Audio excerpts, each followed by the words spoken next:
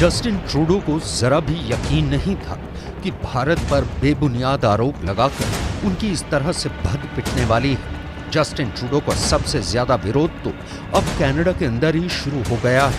Canada की पूरी राजनीति में खालिस्तान के मुद्दे ने हलचल मचा दी है और जस्टिन ट्रूडो के खिलाफ मौजूद विपक्ष को अब ट्रूडो के खिलाफ हमले का एक बहुत बड़ा मुद्दा मिल गया है।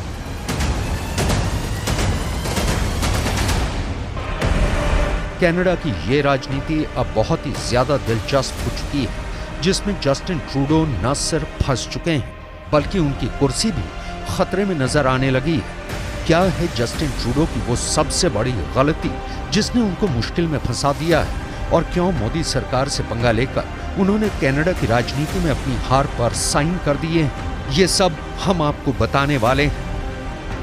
दरअसल कनाडा के अखबारों में अब ये खुलकर लिखा जाने लगा है कि जस्टिन ट्रूडो अपने राजनीतिक हित साधने और अपनी कुर्सी बचाने के लिए कनाडा के राष्ट्रीय हितों से खुलेआम खिलवाड़ कर रहे हैं। कनाडा की ही एक न्यूज वेबसाइट है जिसका नाम है नेशनल पोस्ट। इस अखबार में एक न्यूज आर्टिकल में टेरी गैल्विन ने लिखा है, जो कनाडा के 10 से ज्यादा अखबारों में संपादकीय लेख लिखते हैं। टेरी गैल्विन पत्रकारिता से जुड़े 11 पुरस्कारों से सम्मानित हैं और उन्होंने द नेशनल पोस्ट अखबार में अपने लेख की हेडलाइंस लिखी हैं। इसका हिंदी में मतलब है, ट्रूडो ने साजिश के जो आरोप लगाए हैं उससे कनाडा भारत के रिश्तों में अपूरणीय क्षति हो सकती है।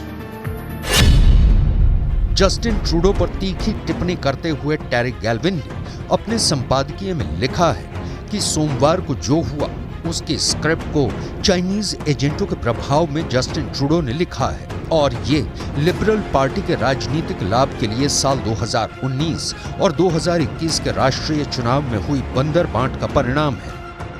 कनाडा के पत्रकार का इशारा सीधे सीधे जस्टिन ट्रूडो की राजनीतिक चालाकियों की तरफ था। आखिर जस्टिन ट्रूडो की चालाकियां क्या हैं और जस्टिन ट्रूडो की मजबूरियां क्या हैं, ये सब हम आपको बताएंगे, लेकिन पहले हम आपको कनाडा के इस अखबार की एक और तीखी टिप्पणी से अवगत कराते हैं।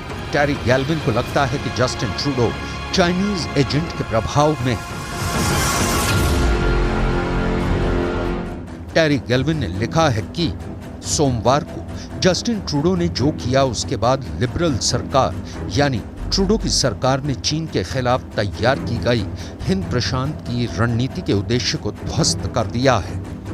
यानी G20 में भारत ने अमेरिका, ऑस्ट्रेलिया, जापान के साथ मिलकर चीन पर दबाव बनाने की जो रणनीति बनाई थी उसमें पलीता लगाने का काम जस्टिन ट्रूडो कर रहे हैं, क्योंकि वो भारत को लेकर दुनिया में बेबुनियाद प्रचार कर रहे हैं और चीन के खिलाफ एकजुट देशों के बीच मतभेद पैदा करना चाहते हैं। जैसा कि कनाडा सरकार की तरफ से ये कहा गया है कि बाइडेन और सुनक को भी इन आरोपों के बारे में बताया गया है।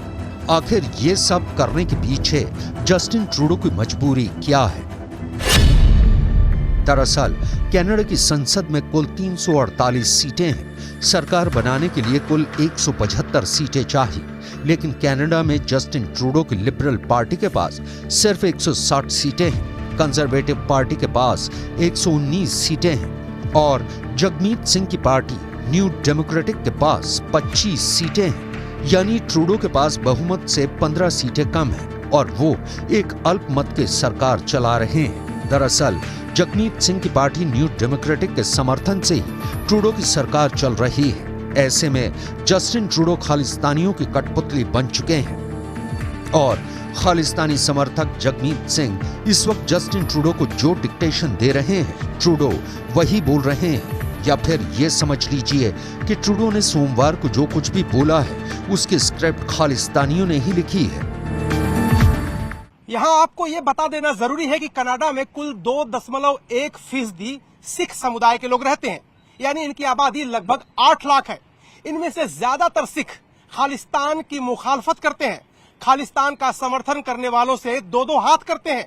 लेकिन जगमीत सिंह जैसे कुछ खालिस्तानी भी हैं जो वोटों का ध्रुवीकरण करने के लिए और अपने राजनीतिक हित साधने के लिए खालिस्तान का मुद्दा उठाते रहते हैं। और इसलिए अब जस्टिन ट्रूडो की कनाडा के अखबारों में खुलकर आलोचना हो रही है। यहाँ एक और बात भी अहम है। जस्टिन ट्रूडो की लिबरल पार्टी को 160 सीटें और 32.62% वोट मिले थे, जबकि कंजर्वेटिव पार्टी को 119 सीटें और 33.74% वोट मिले थे, यानी पॉपुलर वोट कंजर्वेटिव पार्टी को ही ज्यादा मिले हैं।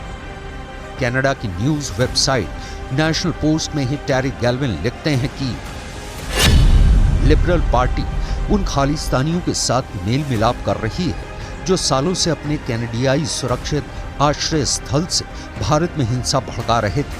18 जून को ब्रिटिश कोलंबिया के सरे में हुई हरदीप सिंह निज्जर की हत्या गैंग वॉर शैली में हुई हत्या है। ये जो भी कर रहे हैं उसका भारत के सिखों से कोई लेना देना है ही नहीं। दरअसल कनाडा की सरकार खालिस्तानी तत्वों के सामने झुकी हुई नजर आ रही है।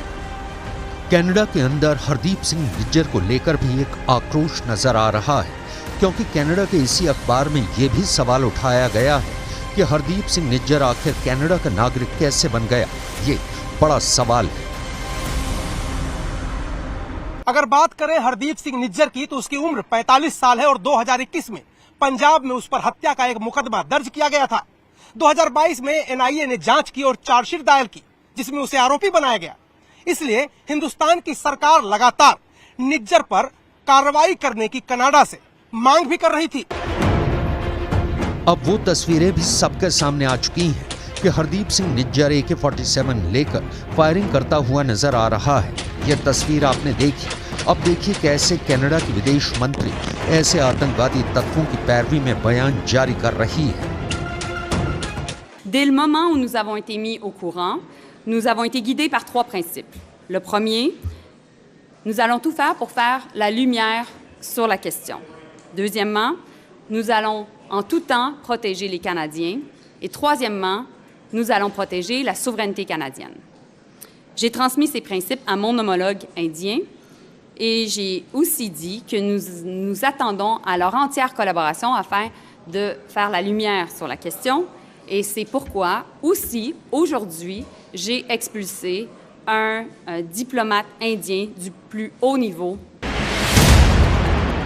दरअसल हकीकत ये है कि जस्टिन ट्रूडो ने न सिर्फ कनाडा की संसद की गरिमा को ध्वस्त किया है, बल्कि सीधे सीधे कनाडा और भारत के रिश्ते को भी बिगाड़ने का काम किया है, अपने व्यक्तिगत राजनीतिक स्वार्थों के लिए और अपनी प्रधानमंत्री की कुर्सी बचाने के लिए ट्रूडो भारत के साथ व्यापारिक वार्ता से भाग रहे हैं और इसके लिए उन्होंने कोई स्पष्ट कारण भी नहीं दिया है।